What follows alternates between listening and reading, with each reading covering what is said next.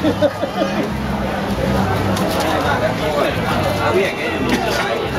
qui dove tu arrivi che non sai